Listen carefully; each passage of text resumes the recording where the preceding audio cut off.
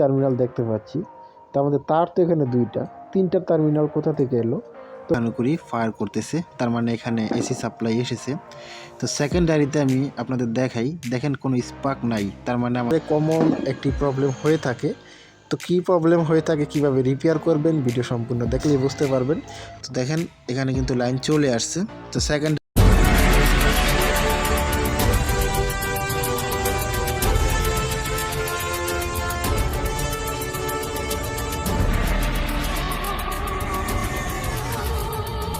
নতুন কিছু করার প্রচেষ্টায় আরএফ ইলেকট্রনিক্স। আসসালামু আলাইকুম ভিউয়ার্স, এখানে যে এতগুলো ট্রান্সফরমার দেখতে পাচ্ছেন, এগুলো আমি এক ভাঙারির কাছ থেকে কিনে নিয়েছি। উনি মূলত কোনো টেকনিশিয়ানের কাছ থেকে কিনে আনছিল।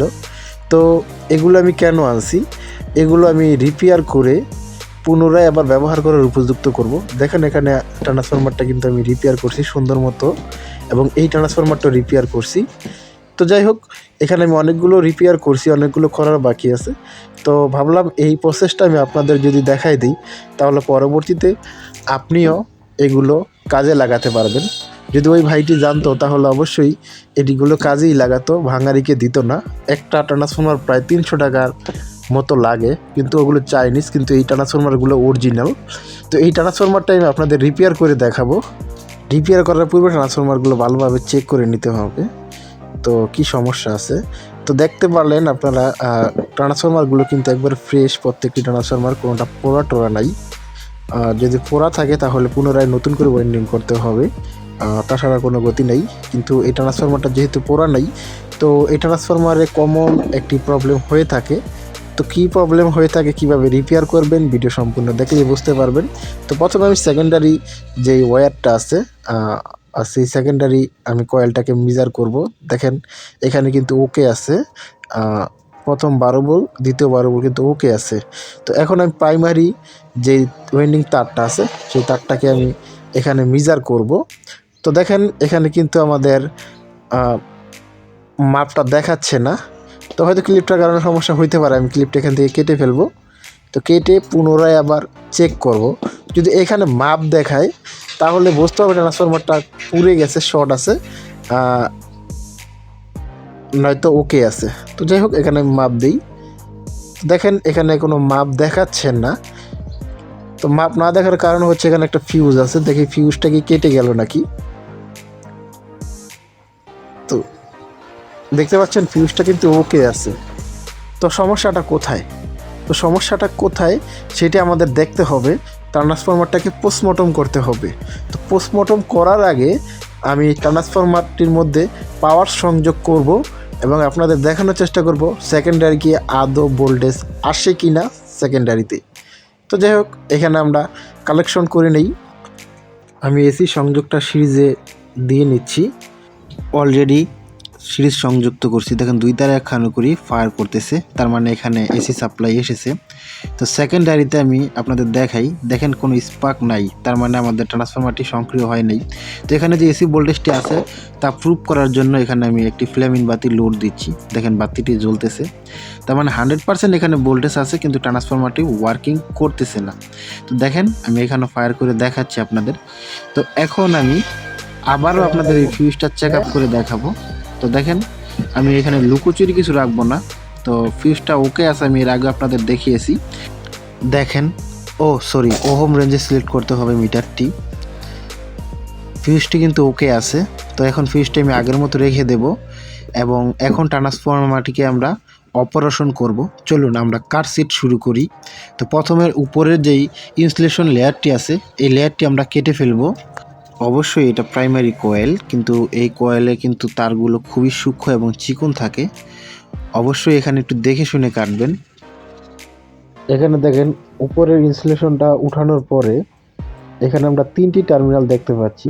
তার মধ্যে তার তো এখানে দুইটা, তিনটা টার্মিনাল কোথা থেকে এলো? তো মূলত অতিরিক্ত একটা টার্মিনাল হচ্ছে থার্মোস্টার ফিউজের। তো এখানে সিরিজ করে ট্রান্সফরমারের মেন কয়েলে সাপ্লাই দেওয়া হয়েছে। মূলত এই ফিউজটাই অনেক ক্ষেত্রে কেটে যায়, অথবা এই জাতীয় ট্রান্সফরমারের প্রাইমারি ওয়াইন্ডিং অনেক চিকন থাকে। তো এখন আমি মেজার করে দেখব যে আমাদের প্রাইমারি ওয়াইন্ডিংটা ঠিক আছে কিনা। তো দেখেন আমাদের প্রাইমারি ওয়েন্ডিংটা কিন্তু ঠিক আছে এবং পরবর্তীতে ফিউজের এখানে কিন্তু মাপ দেখাচ্ছে না। তো আমি প্রথম যে তারটা দেখবো ঠিক আছে কিনা। তো দেখেন এই তারটা ঠিক আছে এবং ওয়েন্ডিং পর্যন্ত রিডিং দেখাচ্ছে এবং ফিউজওয়ালা যে তারটা আছে এই তারটার মধ্যে দেখি আমরা অপর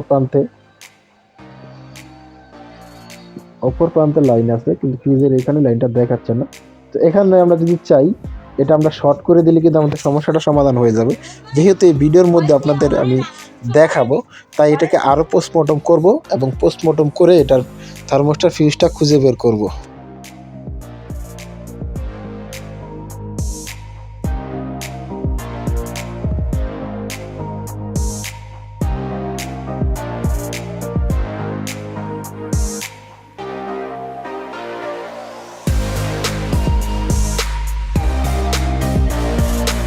কাজটি দেখতে যতটা সহজ, আসলে কাজটি করতে ততটাই সহজ। তবে এখানে একটু দেখে শুনে কাজ করতে হবে, অস্ত্রোপচার করানোর সময় দেখে করবেন, কিন্তু তারগুলো ছিঁড়ে গেলে কিন্তু একটি ঝামেলায় পড়বেন।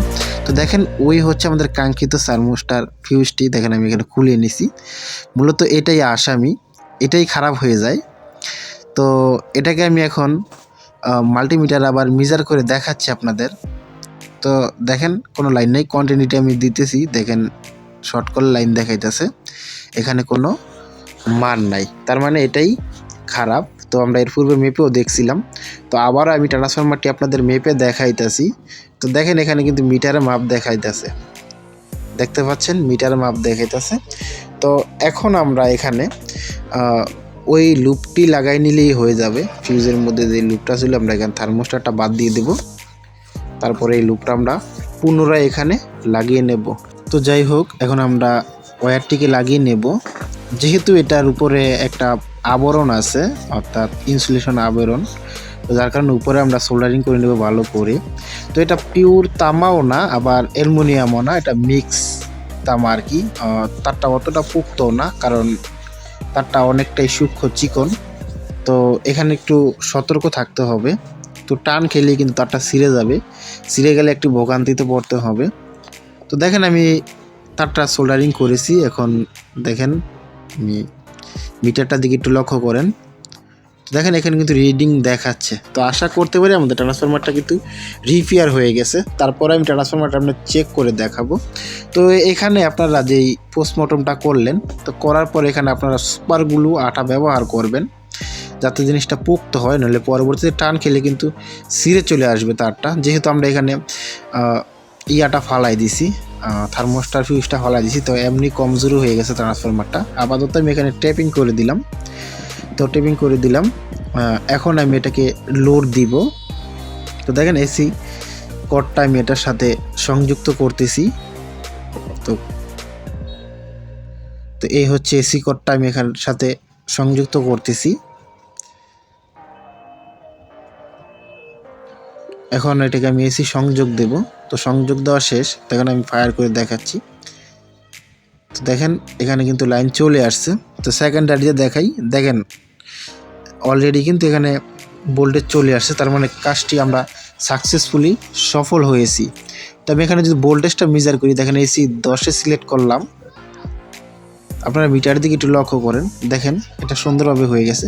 তো এরকম করে মূলত আমি ট্রান্সফরমারগুলো সার্ভিসিং করি। ট্রান্সফরমার নিয়ে অলরেডি আর 2টি ভিডিও চ্যানেলে আপলোড করা আছে, চাইলে দেখে আসতে পারেন। এবং পরবর্তীতে কি রিলেটেড ভিডিও আপলোড করব অবশ্যই কমেন্ট করে জানাতে ভুলবেন না। যদি ভিডিওটি ভালো লেগে থাকে একটি লাইক এবং এই রিলেটেড ভিডিও পেতে চ্যানেলটিকে সাবস্ক্রাইব করে রাখুন। ধন্যবাদ, আবার দেখা হবে নতুন ভিডিওতে।